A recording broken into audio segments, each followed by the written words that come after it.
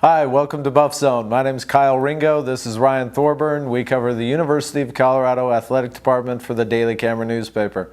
Here to talk a little bit about football today. It's the final week of the season for the Buffs. Disappointing year. They're 2-10 going into this week's game against Utah. It's kind of weird being Thanksgiving week, Ryan. No Nebraska to talk about or look forward to. That was one thing about the Nebraska series and that rivalry. In years past is no matter what kind of season the Buffs were having, they could be in the top 25 or they could be, having a season like this, 2-10, and you would know that you would always have at least one meaningful game in November to look forward to. That's gone this year. The Buffs are at Utah on Friday, just basically playing out the string. What do you make of, where this football program is right now and what we can look forward to on Friday? Well, I'm done with this season. It's been just brutal, and I think John Embry feels the same way a little bit. He treated the UCLA game like the Rose Bowl. Tyler Hansen basically guaranteed a victory coming off their big win against Arizona, and his coach backed him up again.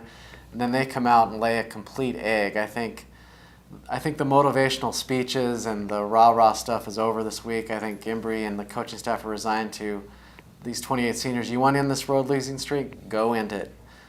Go beat Utah. But we're just going to give you the game plan and let you have at it. We'll work very hard this week, but we're not going to, make a big deal out of this rivalry and this trophy they're going to play for. It's like, if you guys want to end it, end it. If not, we're going to go recruiting next week and get guys who are going to play well on the road in the future. Yeah, you were obviously in Puerto Rico with the basketball team. You weren't able to watch the debacle that played out at the Rose Bowl on Saturday, but I was there, and I got to tell you, I wasn't surprised that the Buffs lost. I predicted that they would lose again. I wasn't necessarily drinking the Kool-Aid after the Arizona win the week before that, but what did surprise me about that loss in the Rose Bowl is that after a week of positive feelings and feeling good about themselves and patting themselves on the back and talking about winning a game, whether it was predictions or guarantees or whatever, they just totally came out flat and did not really even show up for the first quarter. I mean, I had a line in my game story. UCLA had the ball for, I think, a total of 46 seconds, and it was 14-0. That's just an abysmal way to start any football game. That's sort of shocking to me that a team could talk about winning the way the Buffs did and then perform that way to start the game. And so, I got to feel like John Embry was pretty disappointed. He seemed disappointed after the game. He seemed disappointed again today when we talked to him. And I'm right there with you. I think John Embry, to a certain extent, is kind of done with 2011. Not that he's not going to put a solid game plan together for Friday's game or coach his heart out on the sidelines in Rice-Eccles Stadium in Salt Lake City on Friday. I fully expect that he will do that. But I just think, all the issues that he's been dealing with this team and trying to get them to win, whether it's on the road or at home, play with confidence, just use their technique in a sound way, trust the fundamentals of the game. Just trying to get these Buffs to do all that has taken a toll on him and this coaching staff, and I totally agree. I think they're ready to move on.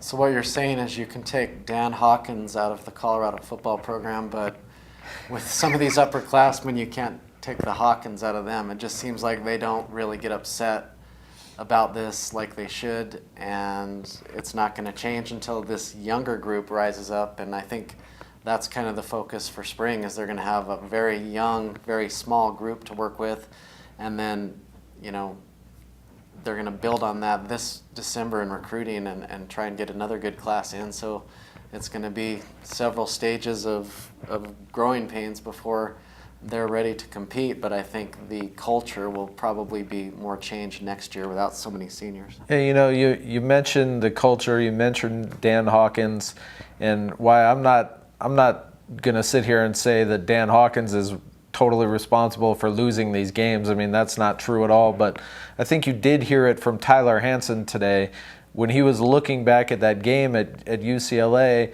And his reaction to it today was just, it's water under the bridge and you got to move on. And to a certain extent, I understand what he's saying, but at the same time, you're the starting quarterback of the team, you're the team leader, and I'm not sure that you can just, every loss after loss after loss, you can just have that attitude of it's water under the bridge and whatnot. I think that's what John Embry wants to see for more of his players going into the future is that it really does bother them, that they are really affected, and it does pain them to lose these games. And I don't think he sees that from a bunch of these guys right now. And sadly, Utah is kind of a beatable team this year, losing their good quarterback Jordan Wynn in October. But the Utes have more to play for than the Buffs. I think the Utes going 8-4, maybe sneaking into the Pac-12 championship game, there's still that possibility, means a lot more to that side than the Buffs ending this woeful road losing streak does to this side. So I think Utah's going to prevail, get to 8-4, have a nice little finish to their first Pac-12 season. Utah wins this game 38-20. All right. Well, I'm sort of, agreeing with you here. I don't know that I expect it to be that high scoring. Although the last, I think, 4 times the Buffs have gone on the road, they've given up 500 yards of total offense, at least 500 yards, and more than 40 points in every game. So I can see why you're going with 38 points there.